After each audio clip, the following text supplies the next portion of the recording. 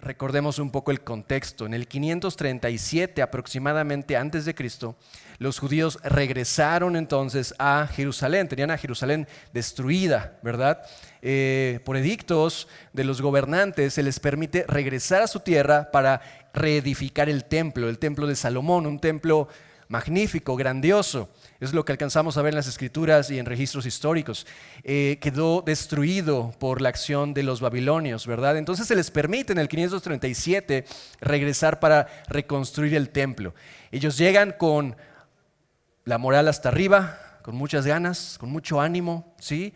Empiezan a trabajar, pero pronto ese ánimo empieza a ser sustituido por tristeza, por pensar, bueno, no tenemos los recursos que necesitamos para construir esto.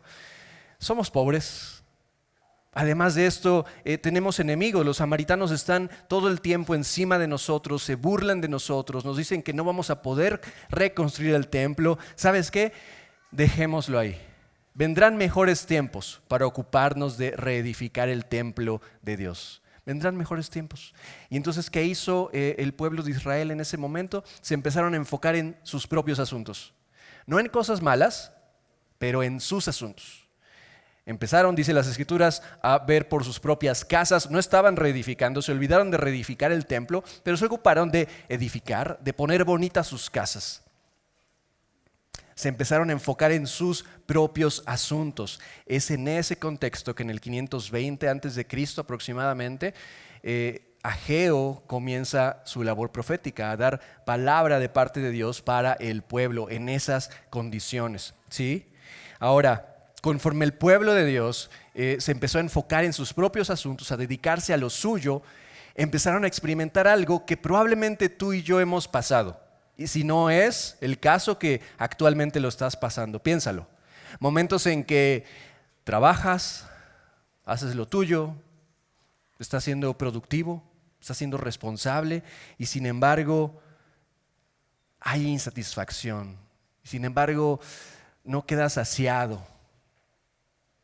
Eres objetivo y dices, estoy haciendo mi parte, estoy trabajando, hago lo mejor que puedo, pero sabes, sigue habiendo un vacío, algo está faltando, algo no cuadra aquí porque doy lo mejor de mí y no obtengo lo que yo quisiera.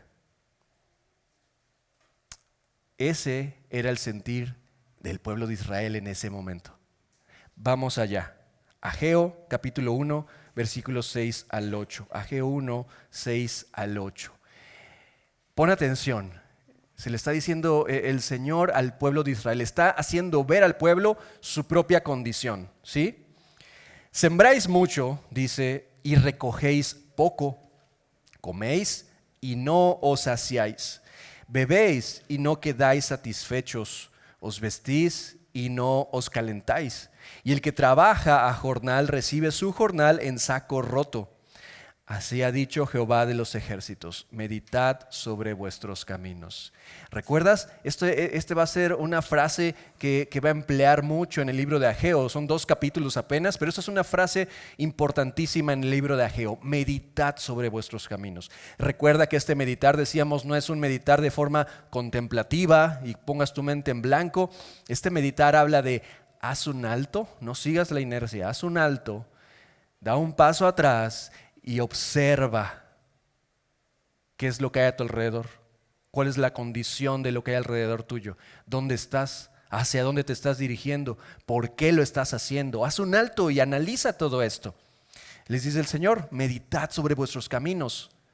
Oigan, están haciendo lo suyo, están siendo productivos, pero nada les sacia, nada les satisface, no obtienen el resultado que ustedes desean. Hagan un alto. Den un paso atrás y observen bien el cuadro. Y aquí podríamos esperar de parte del Señor, si estamos hablando de que el pueblo sembraba y no cosechaba, bebían pero no eran saciados, no sé, en mi lógica, el siguiente versículo podría tratar del Señor diciéndoles, miren, entonces les voy a hablar de la última tecnología en cuestión de sembradíos. Les voy a dar algunos tips de cómo pueden trabajar y que administren mejor las ganancias. No, el Señor no trata eso en este punto. Y no es que a Dios no le interesen esos asuntos, son necesidades, ¿cierto? No es que a Dios no le importen nuestras necesidades, pero ¿sabes qué? Definitivamente que no le importan más que su reino, no le importan más que su obra. Tus necesidades y las mías le importan mucho a Dios, pero no más que su reino, no más que su obra, no más que lo que Él hace en el mundo. ¿Me explico? En este contexto es que el Señor, lejos de dar consejos, tips para sembrar y cosechar mejor, para trabajar y obtener un mejor recurso, más bien da instrucciones exactas y cambia el tema. Ok, no obtienen lo que ustedes quieren, no les salen las cosas como ustedes desearían. Muy bien, hagan un alto, reflexionen. ¿Y sabes qué? Subid al monte, dice el versículo 8, y traed madera y reedificad la casa, y pondré en ella mi voluntad y seré glorificado, ha dicho Jehová. No trata nada el Señor sobre mejor administración, sobre sembrar y obtener más. Alguna forma en que sí pueda yo obtener los resultados que deseo de mi labor. No trata nada de eso. El Señor enfoca todo a su reino, a su obra, en este caso especialmente al templo. Entonces, ¿qué está ocurriendo aquí? Tenemos al pueblo judío que pasa a segundo término a Dios y su obra, ¿sí? No es que decidan odiar a Dios, darle la espalda en ese sentido, simplemente deciden esto no es tan importante, es más importante en este momento mis asuntos, mis necesidades, que yo atienda mis cosas, eso es importante ahorita. Dios, vendrán mejores momentos para que yo atienda eso, vendrán mejores condiciones y entonces es que le buscaré y haré lo que Él me pide. Entonces usaré de mis recursos, de mi persona para enfocarme en ello. Ahorita es tiempo de mis asuntos. El pueblo decidió que no era tan importante la obra de Dios. Se dedicaron a edificar sus propias casas, decidieron atender asuntos buenos, nótalo, no eran cosas malas, pero a fin de cuentas asuntos terrenales, con consecuencias efímeras, en lugar de atender lo eterno, lo que trae consecuencias eternas. Se dedicaron a trabajar, comer y beber, buscar vestido y recibir el resultado de su trabajo, pero sin satisfacción, más bien con frustración, sin obtener el resultado que deseaban. Había un vacío. ¿Has vivido esto? Haces lo mejor que puedes, pero dentro de ti sigue faltando algo, algo no cuadra. Sí, obtienes un salario, pero no hay satisfacción en tu vida. ¿Por qué será? El Señor les dice en ese punto, bueno, mediten sobre sus caminos. No sigan solo adelante, hagan un alto y mediten sobre sus caminos. Dios demanda un alto a lo que el pueblo hacía. Piénsalo. El Señor les está diciendo, están ocupándose, por citar las escrituras, de sus casas artesonadas, así dice, ¿verdad? En versículos anteriores, ¿están ocupando de eso? Ok, hagan un alto, dejen eso por un momento y medita en lo que estás haciendo. Les insta a reflexionar y entonces da instrucciones específicas para enfocarse en su obra. Subir al monte, traer madera, reedificar la casa. Pero nota que aquí hay un objetivo claro. No es solamente el punto que el templo de Salomón vuelva a estar hermoso, magnífico en términos de estética, ¿verdad? Y que se vea bien bonito el templo de Salomón. ¿No ese es el objetivo? Si pusiste atención a lo que leímos, ahí se nos muestra. Dice que entonces Él pondría su voluntad. ¿Notaste eso en los últimos versículos? Estamos en Ageo 1, versículos 6 al 8. El objetivo es que Él ponga su voluntad, que tú y yo conozcamos su voluntad, que tú y yo estemos dentro de su voluntad. Puedo ser hijo de Dios auténticamente y sin embargo yo decidir salir de su voluntad. ¿Me explico? O sea, esto es lo que Dios pide de mí y yo decido salir. Y ahí no hay bendición. El objeto de todo esto es que Dios ponga su voluntad, que tú y yo podamos, el pueblo de Israel, estamos hablando todavía, pudieran comprender su voluntad, conocer su voluntad y ubicarse dentro de su voluntad, para que en última instancia Dios sea glorificado. Eso es lo que estamos leyendo, ¿no? El objetivo es que Él ponga su voluntad y Él ser glorificado. El pueblo de Israel no es quien debía ser glorificado, quien debía ser famoso como tal por sí mismo. Era Dios que buscaba ser glorificado. Nota cómo el Señor cambia totalmente el tema de decirles, yo sé, no les están resultando las cosas como ustedes quisieran, ¿verdad? Yo sé, obtienen un salario pero no les alcanza, yo lo sé. Yo sé que comen y no les sacia, beben y no son satisfechos ni saciados, yo lo sé.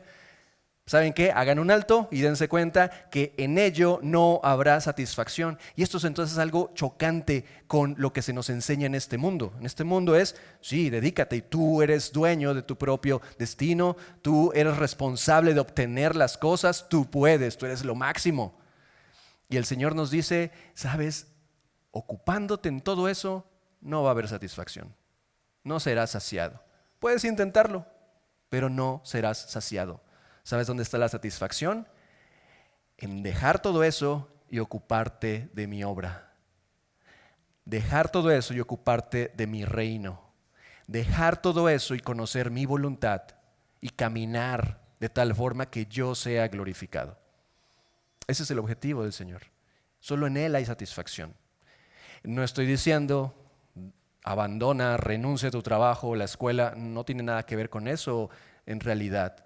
El asunto es prioridades, enfoques. Y pasa entonces, Israel, tu enfoque de tu casa, tus asuntos, tus cosas.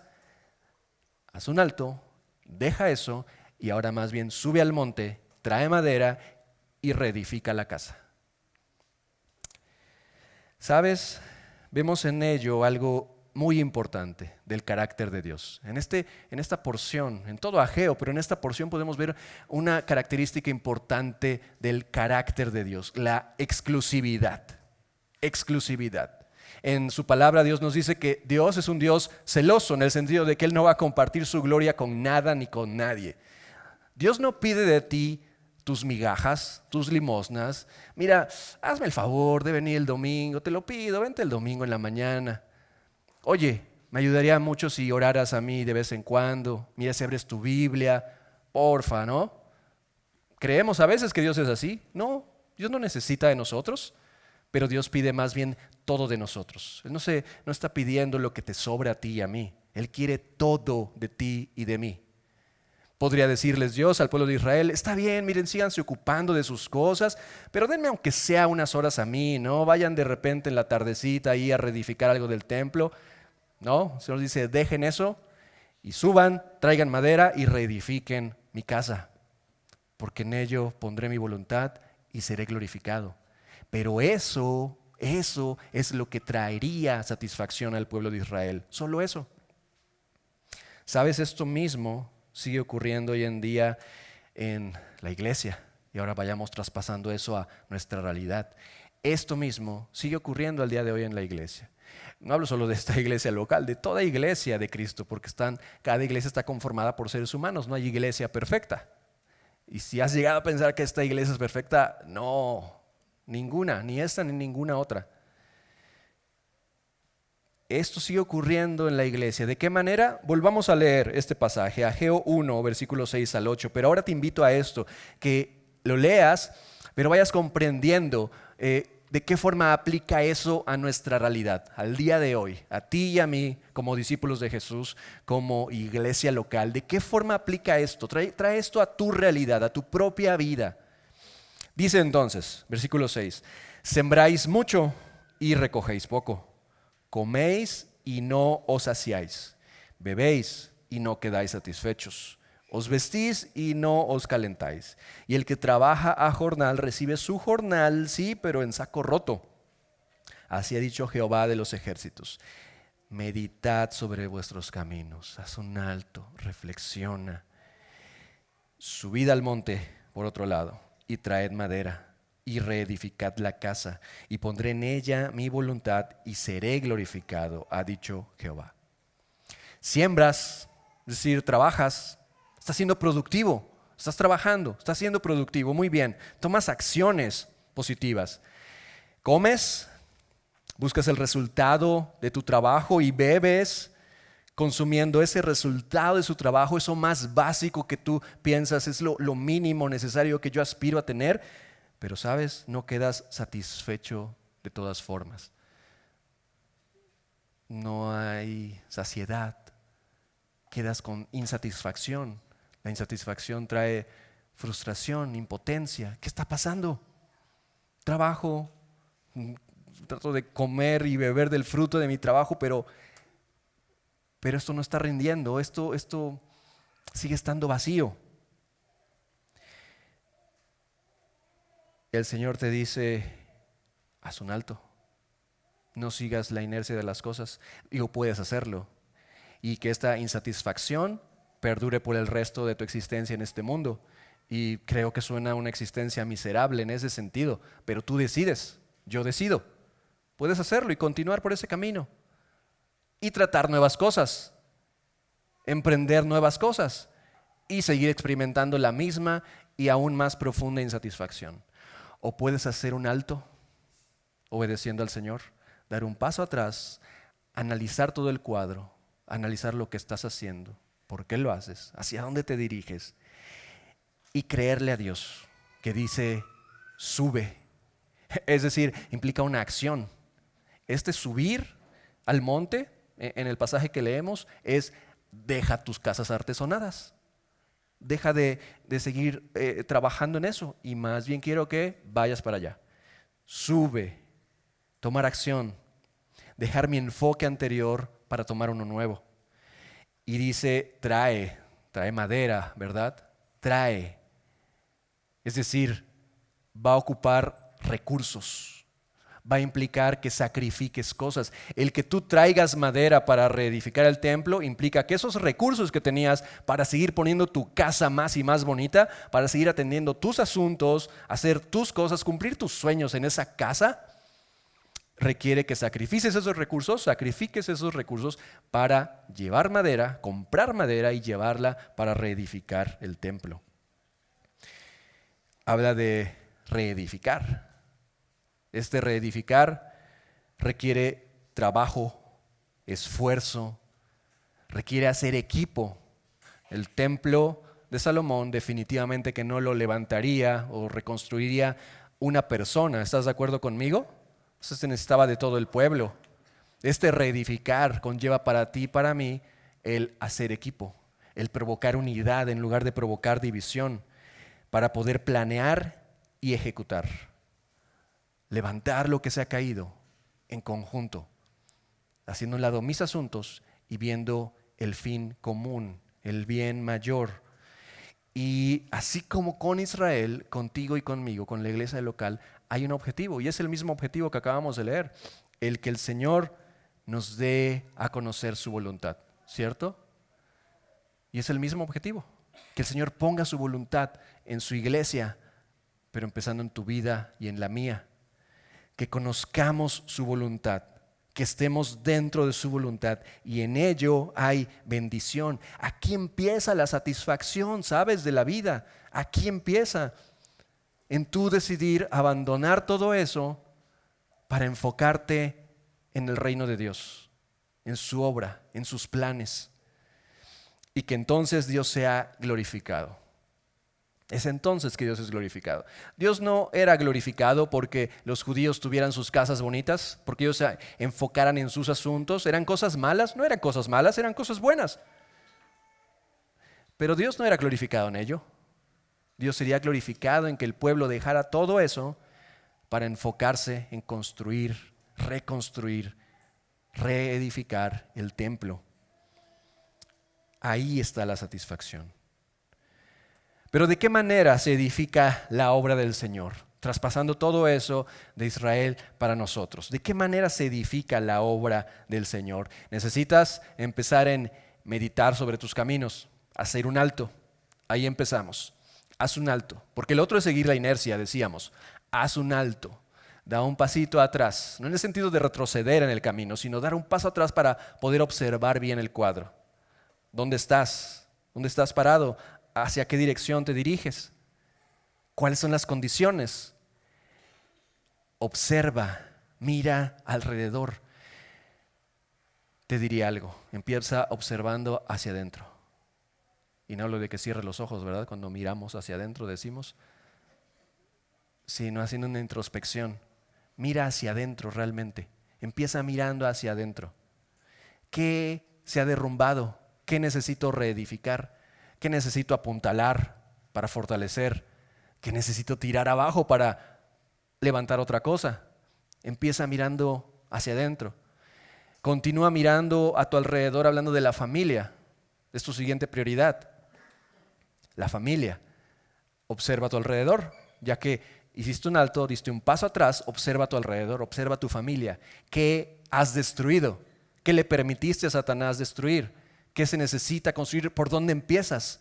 ¿Qué recursos necesitas? ¿Necesitas ayuda? ¿Necesitas empezar a tomar una primera acción, como puede ser algo tan pequeño como retirar una piedra que ya no sirve para colocar un cimiento correcto? En ese alto, observa y mira a tu alrededor en la iglesia. ¿Habrá necesidades en la iglesia? Yo les diría incluso de manera literal y metafórica al mismo tiempo, en este momento observa a tu alrededor. Quiero decir, si pones atención, estoy seguro que notarás, oye, tal cosa necesita mantenimiento, ¿no? Oye, en tal ministerio que llevan a cabo, creo que se necesitan manos. Oye, se necesita atender aquello. Se necesitan recursos para esto otro. Esta es la obra que Dios nos ha encargado. En algún momento puede ser, oremos por eso, pero en algún momento podríamos estar hablando de literalmente levantar algo, un edificio, ¿cierto? Y podría ser. Y sería algo muy literal al ver a Geo, ¿cierto? Pero en este momento, en nuestro contexto, en este momento, hablemos de todo lo que ocurre en la iglesia. Los ministerios, mantener un edificio, los misioneros. Observa, mira alrededor. Sabes, necesitas quitar esta actitud de... Una cosa es detenerte y observar, y otra es, donde estás, ponerte en esta posición de, mira qué sucio está ahí, ¿cómo es que nadie limpia? Oye, el mantenimiento que le hace falta, voy a creer que toda la iglesia nadie se acerca a darle compostura a eso. Oye, qué pésimo trabajo es esa persona en ese ministerio, ¿eh? ¿Cómo es posible que lo pusieron? Eso es lo más cómodo. El ocio siempre va a traer queja. Eso es cómodo, no sirve de nada. ¿Qué tal si en este alto que haces y este observar dices, yo creo que podría apoyar componiendo ese contacto? Yo creo que podría ayudar aportando manos para cocinar los sábados. Oye, tengo esta idea, podría acercarme a tal encargado y darle esta idea y decirle, aquí estoy, ¿puedo servir en algo? Oye, yo sé hacer esto, creo que podría ayudar a ese equipo. ¿Qué puedo hacer yo?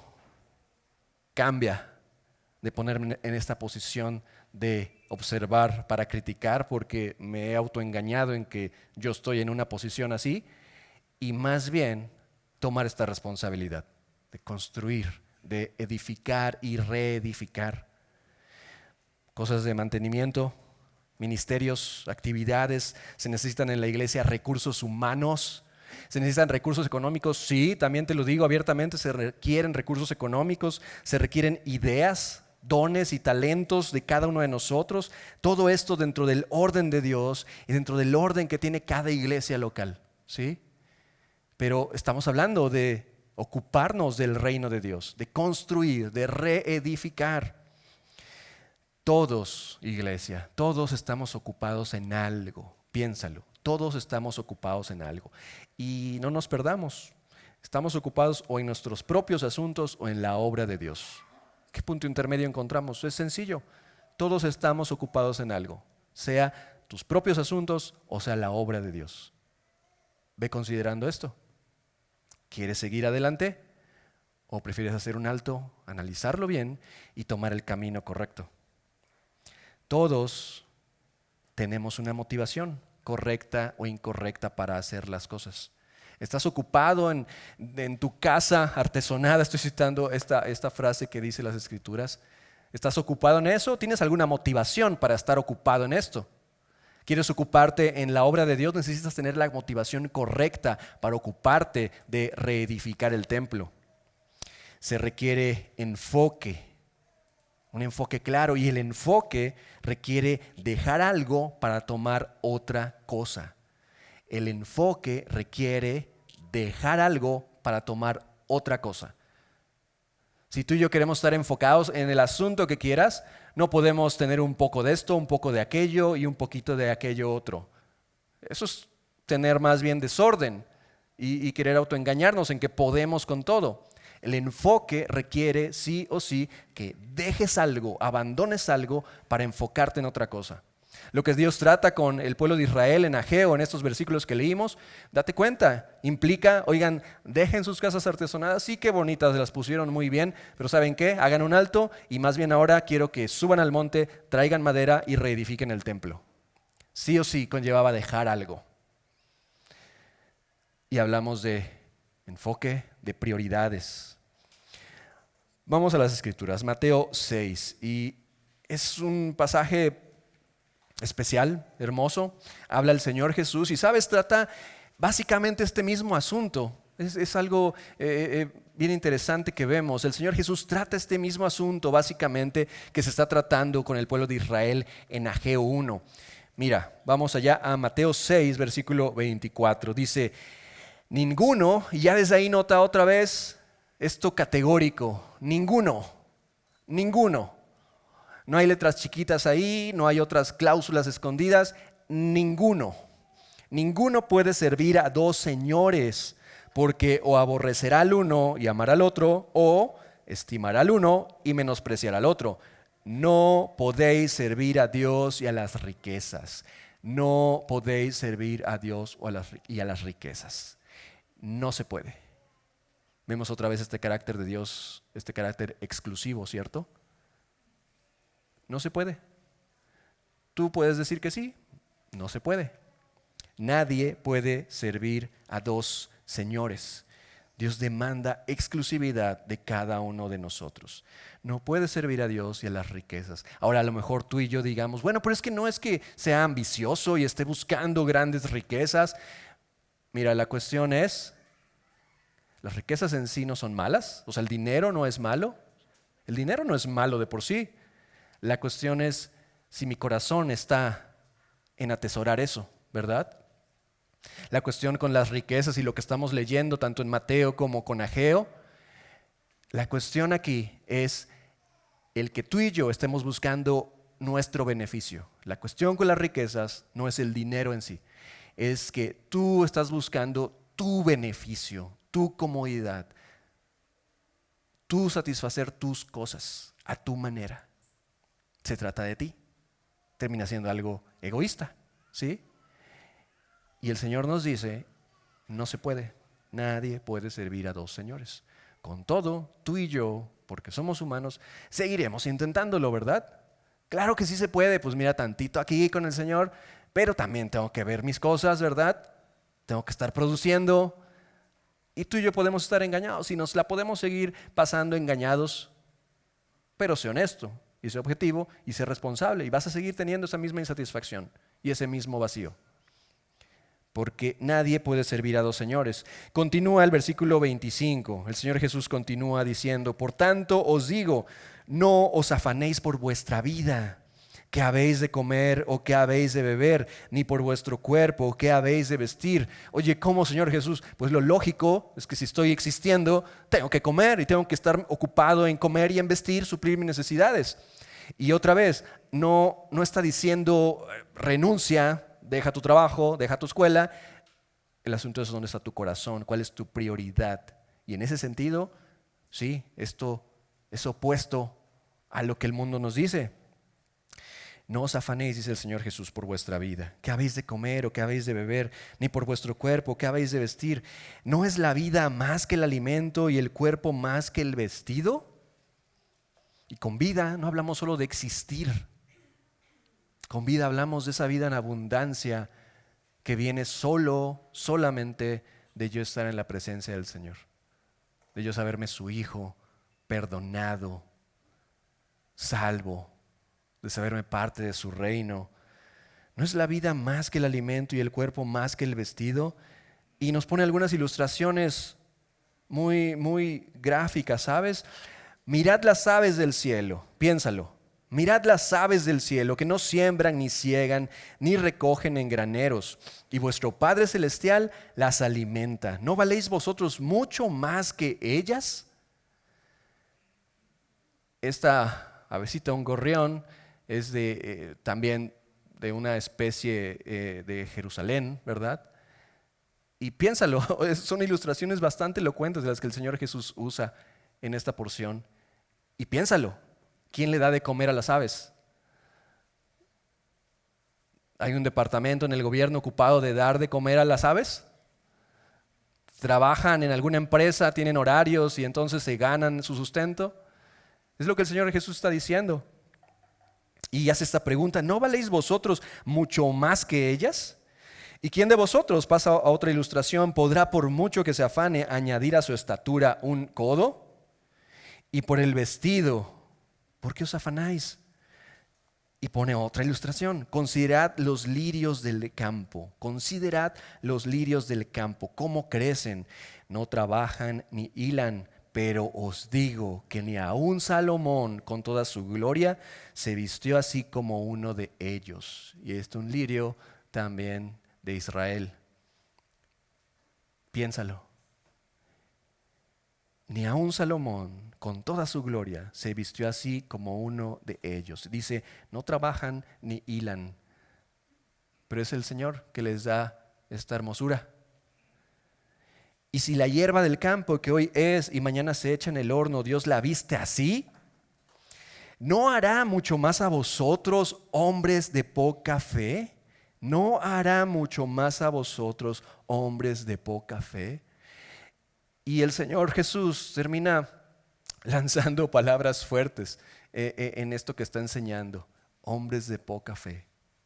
Cuando tú y yo estamos más enfocados en nuestras casas artesonadas, cuando tú y yo estamos más enfocados en nuestros asuntos, en nuestras necesidades, en mis cosas, en mis problemas, ese es mi enfoque, esa es mi prioridad, lo que demuestra es, no le estoy creyendo a Dios. Y claro, podré venir a la iglesia y decir, amo a Dios, por supuesto que sí, pero tengo que atender esto y esto y esto, ¿verdad?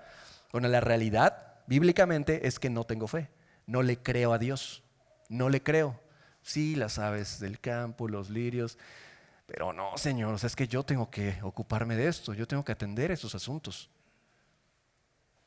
Tú no lo vas a hacer, tú no puedes, yo tengo que hacerlo, yo tengo el control sobre esto, lo voy a hacer a mi manera. ¿No hará mucho más a vosotros, hombres de poca fe? No os afanéis, pues, diciendo, ¿qué comeremos o qué beberemos o qué vestiremos? Porque los gentiles, los que no conocen al Señor, ellos sí buscan todas estas cosas, pero vuestro Padre Celestial sabe, Él lo sabe. Vuestro Padre Celestial sabe que tenéis necesidad de todas estas cosas. Ni tú mismo conoces a la perfección tus necesidades como Dios lo hace. Y Él es un buen Padre, Él es un Padre perfecto. Y Él se quiere ocupar de tus necesidades. Versículo 33. Mas buscad primeramente el reino de Dios y su justicia, y todas estas cosas os serán añadidas. Apréndete este versículo, apréndetelo de memoria y apréndelo en tu corazón y en tu mente. Pero nota que es una promesa condicional. No está aislada esta promesa. El Señor está hablando, ¿sabes qué? Tienes que decidir dejar de tú enfocarte en tener el control sobre tus asuntos, sobre tus necesidades y confiar en mí. Buscar el reino de Dios y su justicia, y entonces, solo entonces, cuando tú busques el reino de Dios y su justicia, esto no es en automático, es una condición. Si tú buscas el reino de Dios y su justicia, vas a experimentar cómo el Señor se ocupa de tus necesidades. Entonces y solo entonces. Nada de lo que haga me dará satisfacción mientras no sea la obra de Dios. Nada. Piénsalo respecto a tu propia vida y puedes seguir intentando más cosas. Nada te dará satisfacción, porque Dios no nos creó de esa forma. No nos creó para tener satisfacción en lo terrenal, en lo temporal, en lo mundano. Nos creó para tener satisfacción en lo eterno. De esa forma el Señor nos creó. Y esa satisfacción no vendrá por nada entonces de lo que puedas hacer e intentar en este mundo, sino más bien en que dejes todo eso y subas al monte, traigas madera y reedifiques el templo. Y te dediques a reedificar el reino de Dios. Busco primero su reino y su justicia, confiando en que Dios se ocupará de mis necesidades. Pero empieza porque busque yo su reino y su justicia, porque eso habla de fe, de que yo le creo a Dios. Le creo a Dios, así que efectivamente voy a buscar su reino y su justicia en primer lugar. Primeramente, nota que dice esa palabra, primeramente es la prioridad, es la prioridad. Ocuparse de edificar la obra de Dios siempre va a requerir sacrificio. Quisiera decirte, oye, ¿por qué no lo haces? Esto es bien fácil. Esto es facilísimo, no entiendo por qué no lo hacen. No, no es fácil, no es fácil. Requiere sacrificio, sacrificar algo. Requiere decidir soltar y entregar mis asuntos como prioridad. Para que ahora Dios, su obra, su reino sea mi prioridad. No cualquiera lo hace. Porque se requiere fe. El que no tiene fe se mantiene en sus asuntos. El que no le cree a Dios se mantiene a sus asuntos. Pero el que decide creerle a Dios, y nota que estoy hablando de fe, no estoy hablando de tener seguridad en términos de tus sentidos, ¿verdad? Cuando tienes todo bajo control y actúas, eso no es fe. Es fe cuando no hay nada en lo humano que te asegure un resultado, pero tú decides creerle a Dios, porque Él es Dios. Porque Él no miente y tú decides, le creo. Decidir soltar y entregar mis asuntos como prioridad para tomarlo a Él como prioridad. Decidir pasar mi satisfacción de lo efímero a lo eterno. Decidir tomar y abrazar la obra de Dios como prioridad. Pero tengo problemas, pero tengo necesidades. Pues es que esto es lo que Dios dice, lo siento. Y acabamos de ver que no es que Dios no se ocupe de nuestras necesidades. Le importan mucho, tanto que tenemos escrituras como lo que acabamos de leer en Mateo 6. Pero también es cierto que Dios tiene un orden de cosas y tiene un orden de prioridades. Y la prioridad es su reino, la prioridad es su voluntad, la prioridad es que Él sea glorificado. Pero cuando tú y yo entramos en ese canal, entonces hay satisfacción, entonces nuestras necesidades son suplidas, pero requiere sacrificio.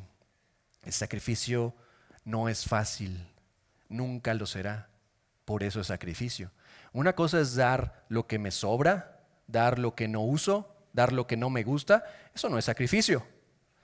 Sacrificar tiene que ver con dar algo que me es necesario tal vez, algo que me gusta, algo que amo, algo que yo quisiera con todas mis fuerzas, pero lo suelto, lo entrego. Eso es sacrificio. Es necesario sacrificar sueños y metas por un bien mayor, ¿sí? Es necesario sacrificar mis ideas preconcebidas. Es necesario sacrificar mi comodidad. Es necesario sacrificar mi ego. No te imaginas, piénsalo, cuántas cosas cambiarían si tú y yo sacrificáramos nuestro ego. El pueblo de Israel necesitaba sacrificar todo esto, sacrificar su comodidad, su ego, y está poniendo mi casa bien bonita, va a ser la casa más bonita de toda la colonia Rafael Alvarado. Y necesitaban sacrificar todo eso. Oye, pero es que me quedé a medias en lo que estoy aquí haciendo, de acuerdo a mis planes, a mis sueños, estoy a medias, aguántame tantito. Se requería sacrificar, soltarlo, subir al monte, ocupar esos recursos que tenías dispuestos para ahora comprar madera y reedificar el templo. Es necesario el sacrificio. Para poner manos a la obra en edificar su iglesia, el reino de Dios, se deben sacrificar cosas. Dios expuso a Israel en este libro de Ageo, en el pasaje que leímos. Dios expone a Israel que efectivamente Él sabía que no encontraban satisfacción en todo lo que estaban haciendo, ¿sí? Y les hace ver, es que ahí no la van a encontrar. La satisfacción la van a encontrar cuando hagan un alto, reflexionen en sus caminos y se ocupen de la obra que yo les he mandado. Entonces tendrán satisfacción. Dios les invita a detenerse y reflexionar. El Señor reta a Israel para sacrificar sus sueños, su comodidad, su ego, sus deseos, sus corazones, para entrar en la voluntad de Dios, para buscar que Dios fuera glorificado y no ellos mismos. Así que tú y yo necesitamos preguntarnos, ¿qué cosas debo sacrificar para ocuparme del reino de Dios en mi vida, en mi familia, en la iglesia, en el mundo? Repito, ¿qué cosas? Te pido que respondas esto para ti. ¿Qué cosas debes sacrificar con tal de ocuparte de Dios, su reino, su iglesia, sus planes? ¿Qué cosas debes sacrificar? Piénsalo, por favor, respóndelo para ti en este momento. ¿Qué cosas debes sacrificar? Piénsalo.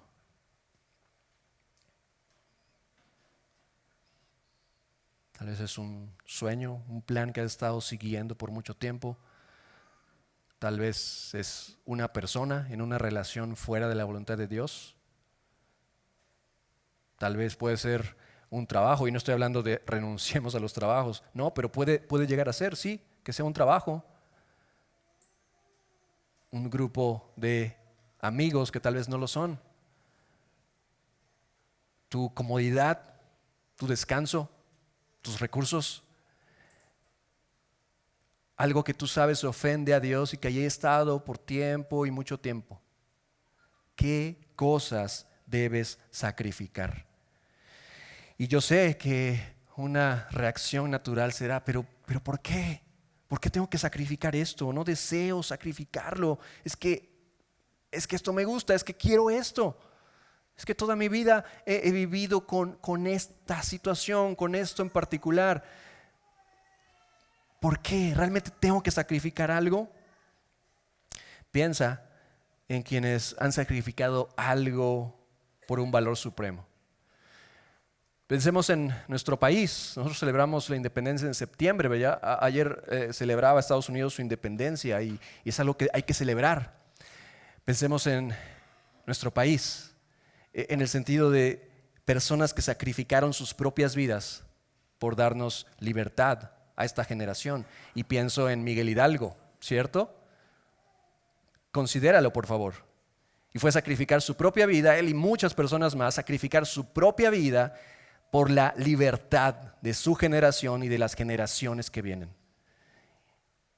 Y tú y yo en la sociedad podemos barajearla y pensar que no pasa nada si nos la quitan.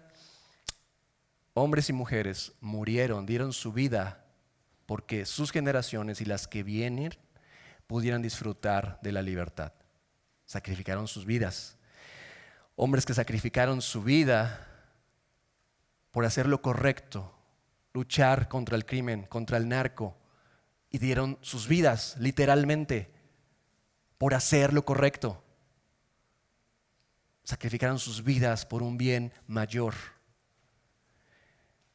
Personas que sacrificaron sus vidas por exponer la maldad, la mentira en el mundo y sostener la verdad con todo lo políticamente incorrecto que pudiera ser para nuestra sociedad. Sus vidas, dieron sus vidas por un bien mayor, sacrificaron sus vidas por el bien de otros, sacrificaron sus vidas.